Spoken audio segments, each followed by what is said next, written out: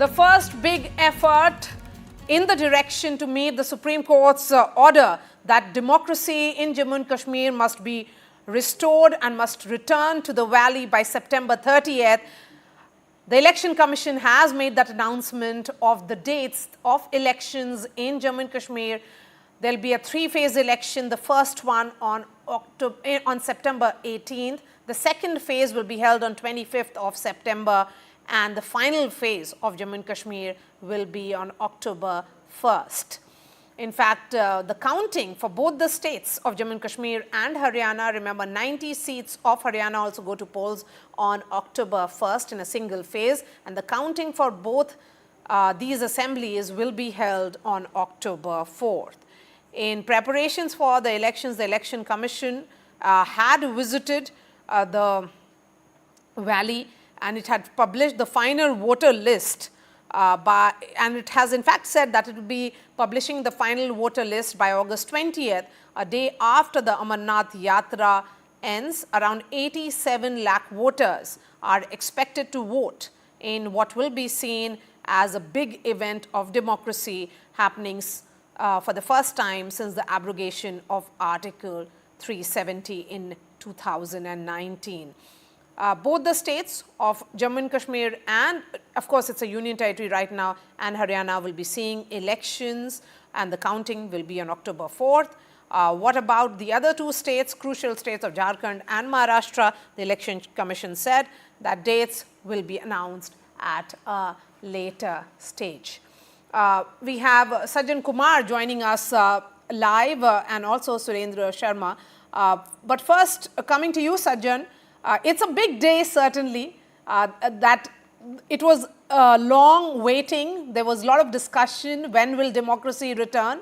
When will the process begin? So the process is going to begin now. So, the ball has been set into motion. Yeah, precisely. And more importantly, Article 370, which was abrogated 5 years back. Now, this election will further seal that abrogation in terms of the tangible discourse by having the election wherein every player, democratic stakeholder, the parties, they will participate. So that would be kind of a normalization of the state at par with the other states, because in the meantime, it was in the transition phase. The Article 370 was abrogated.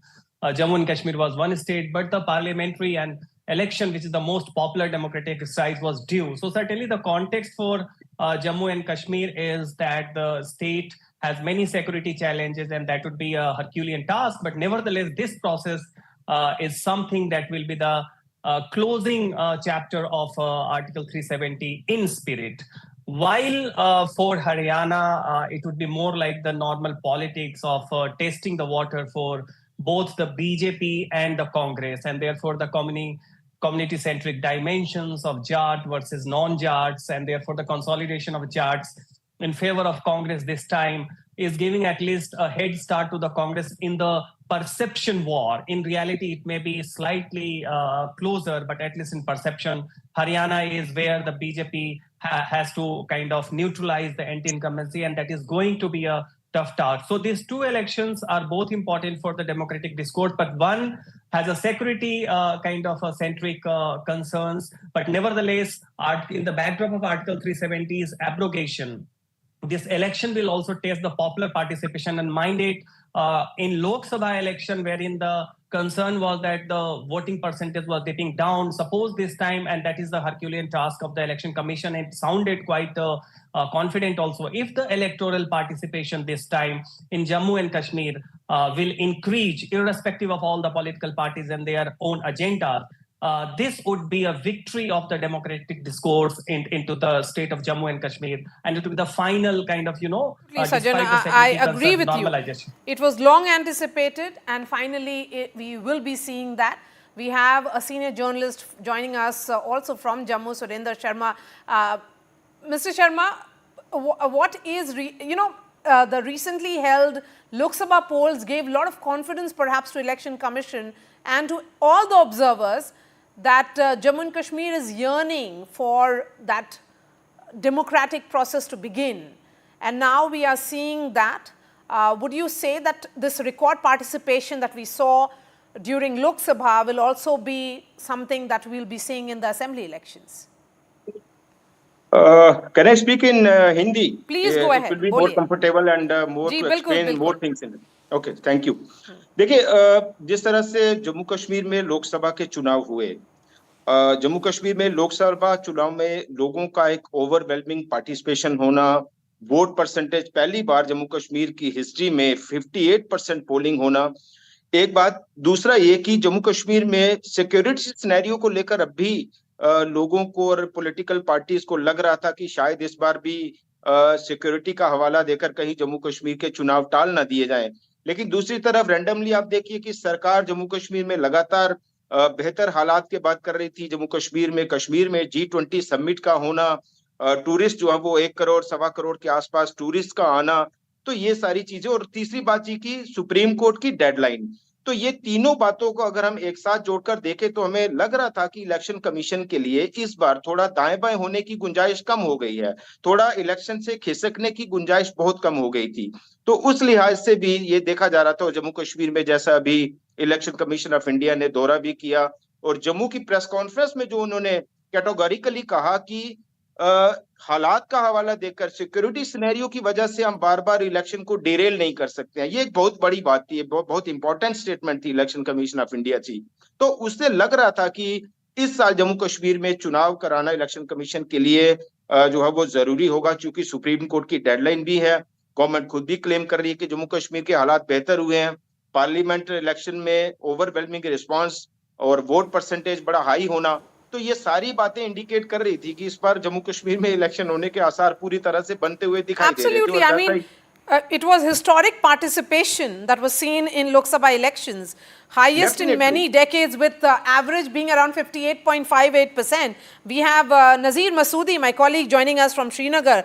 Long queues of voters is what we saw, Nazir, across polling stations during Lok Sabha polls, and it was certainly seen as a testament of Jammu and Kashmir's democratic spirit, something that will be that is being said that, you know, anticipated or is expected in when the elections will be held in 3 phases.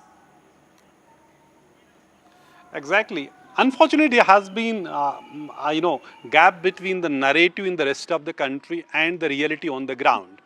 Elections and the voting, participation in democracy has always been a way of life. People have braved bloods, guns and voted.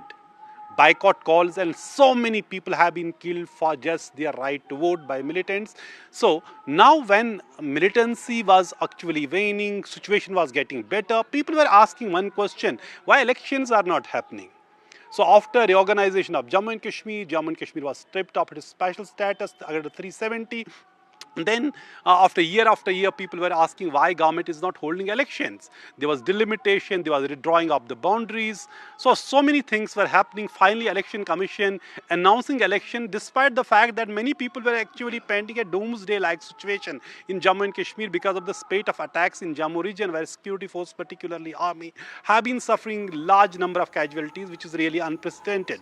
But election commission has made it very clear that no internal or the external threat will be allowed to come in the way of elections, and nothing will be allowed to derail the electoral process, democratic process in Jammu and Kashmir. And if they do it, there's an attack and they will stop it. Election, it would be like a chicken and egg situation, because elections in Jammu and Kashmir have been held in much worse situation. The worst phase of militancy in Jammu and Kashmir was in 2002, and that was an election, one of the most participative election in Jammu and Kashmir. So violence or the democracy, Nazir, as we thank say, you so much for joining us, and thank you to all the guests who are joining us.